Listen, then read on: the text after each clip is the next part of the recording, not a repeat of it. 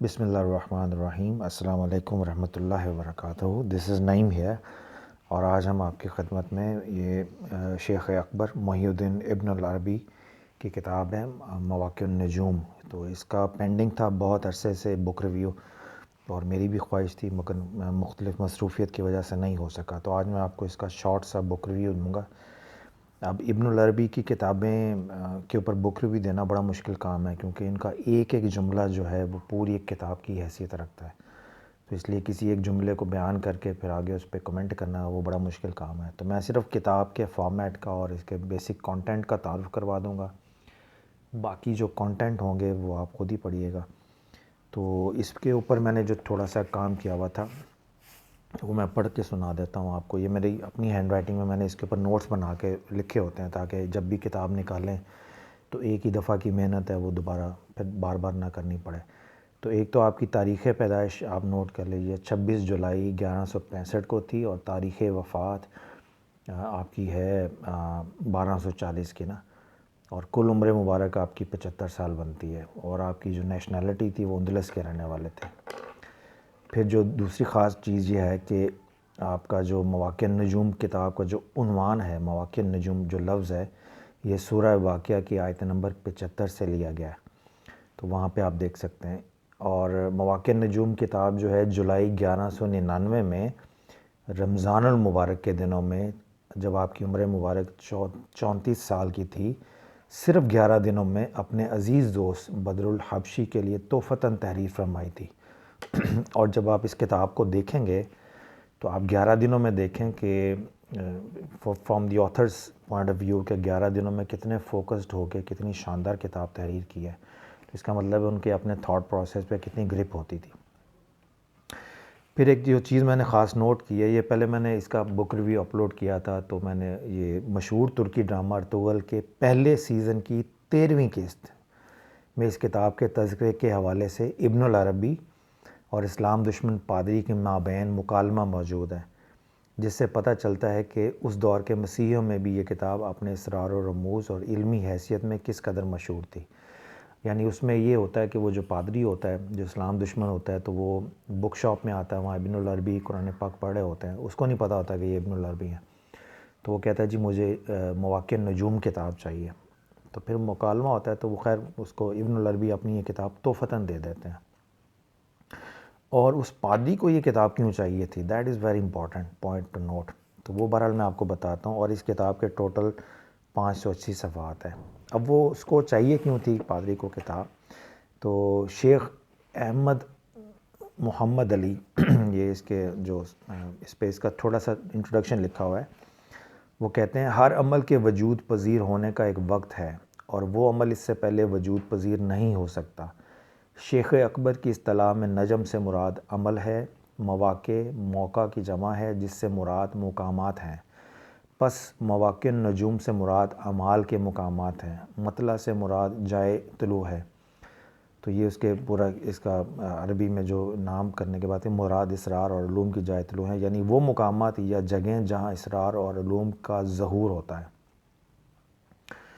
تو یعنی ہر عمل جو ہے اس کو اس کا وقوع پذیر ہونے کا ایک وقت ہوتا ہے، ٹائمنگ ہوتا ہے۔ تو اس عمل کے وجود میں آنے سے پہلے اس کے وجود کے ٹائمنگ کا علم حاصل ہو جانا، یہ اس کتاب کا ایک مین فوکس ہے۔ اور اس موضوع کے اوپر یہ جو بعد میں جب یہ مینجمنٹ سائنسز میں یہ سائنس بنی ہے، تو اس کے اوپر انگریزی میں کتابیں بھی آئی ہیں۔ میں نے سوچا آپ کو دو کتابیں تعارف کروائی۔ یہ ڈینیل پنک کی کتاب ہے when the scientific secret of perfect timing, یعنی کس موقع اور محل کے مناسبت سے آپ نے کسی عمل کو افیکٹو بنانا ہو تو اس کی جو ٹائمنگ ہوتی ہے، کب بولنا ہے، کب اس عمل پہ عمل پیرا ہونا ہے، تو ٹائمنگ کا جو آرٹ ہے پہچاننے کا، اس کے اوپر یہ کتاب ہے۔ اسی طرح when the art of perfect timing, یہ ایک اور البرٹ کی کتاب ہے۔ تو یہ دو کتابیں اگر آپ دیکھیں ٹائمنگ کے اوپر، ایک تو ہے ٹائم مینجمنٹ، وہ سیپریٹ چیز ہے۔ یہ آرٹ آف ٹائمنگ یعنی کسی عمل کو کرنے کے لیے جو موقع اور محل کی مناسبت ہوتی ہے، اس آرٹ کو سٹڈی کر کے عین اس وقت کے اوپر جب آپ عمل کرتے ہیں تو اس کے نتائج اپنی جگہ بہت زیادہ ہوتے ہیں۔ تو اب یہ سائنٹیفک یہ والا جو پرفیکٹ ٹائمنگ یا سیکرٹ آف پرفیکٹ ٹائمنگ یہ سائنس میں کنورٹ ہو کے ٹائم مینجمنٹ کا ایک چھوٹا سا جز ہے، تو اس کے اوپر یہ مہارت حاصل کرنے کے لیے کتابیں ابھی لکھیں گی، اور انہی موضوعات کو کے ایک پہلو کو یا اس کی فاؤنڈیشن کو ابن العربی نے، آپ اندازہ کر لیں 1100 سال ہو گئے ہیں، تو ابن العربی نے یہ کتاب جو ہے مواقع النجوم، the art of perfect timing, اگر میں اس کو اس سے تشبیہ دوں تو یہ اس طرح سے ہے کتاب۔ تو بہرحال یہ آگے ہے وہ قرآن پاک کی آیت جس سے مواقع النجوم کتاب کا جو عنوان ہے انہوں نے ابن العربی نے اس کو پک کیا ہوا ہے، اور اس کا وہی تحقیق جو ہے ابرار احمد شاہی کی ہے، ابن العربی فاؤنڈیشن ہے، یہ ان کا ٹیلی فون نمبر بھی ہے اور آپ ان سے لے سکتے ہیں کتاب، اور یہ اس کا انتصاب ہے جناب، اور یہ اس کا فہرست مضامین ہے۔ تو یہ پہلے تو ایک مقدمہ ہے پوری کتاب کا، ابرار صاحب نے خود تعارف کروایا اور بڑا شاندار تعارف کروایا ہے۔ اصل کتاب کو پڑھنے سے پہلے اگر آپ اس کے مقدمے کو پڑھ لیں سارے کو تو آپ کو سارا پتہ چل جائے گا کتاب کا فارمیٹ کیا اور اس کا تھاٹ پروسیس کی فوکس کیا ہے، اور اس کے بعد یہ کتاب شروع ہوتی ہے اور کتاب میں آپ دیکھتے جائیں گے۔ تو اگر آپ مقدمہ پڑھے بغیر کتاب کو ڈائریکٹ پڑھیں گے تو آپ کو بڑی ڈیفیکلٹی پیش آئے گی، اس لیے میں ریکمینڈ کروں گا کہ ابرار صاحب نے جو مقدمہ لکھا ہے اس کو آپ ضرور پڑھ لیں، اور انہی کے مقدمے کے ایک حصے پہ چلتے ہیں۔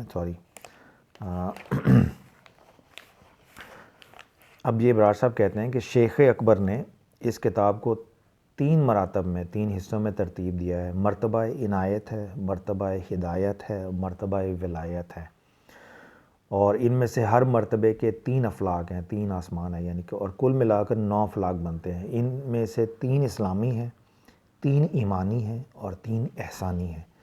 تو یہ ٹرمینالوجی جو ہے جب آپ کتاب پڑھیں گے تو پھر آپ کو پتہ چلے گا یہ کتاب کیا چیز ہے۔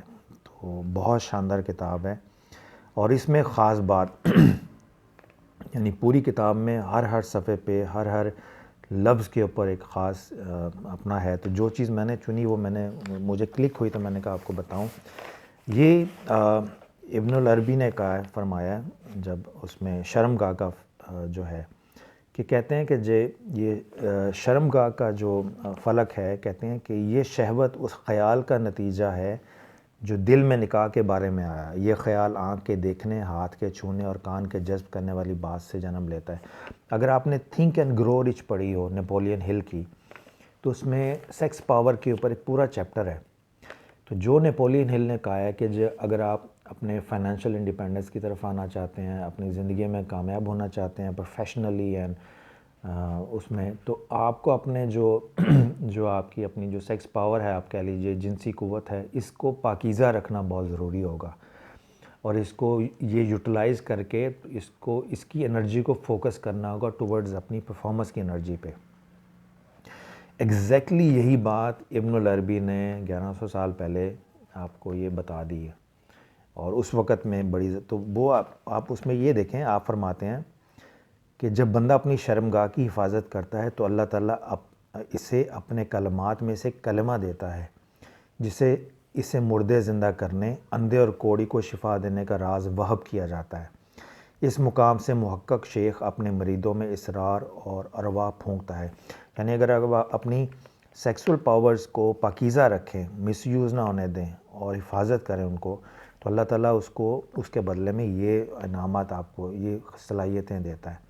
اور اس کو پروٹیکٹ کرنے کے لیے سب سے بہتر یہ ہے کہ وہ کہتے ہیں کہ یہ شکم سری یعنی پیٹ بھر کے کھانا، اور اس سے جو معدے میں اثرات پیدا ہوتے ہیں جو تھاٹ پروسیس پہ ہے، اور پھر رزق حلال اور حرام کے معاملات میں بھی۔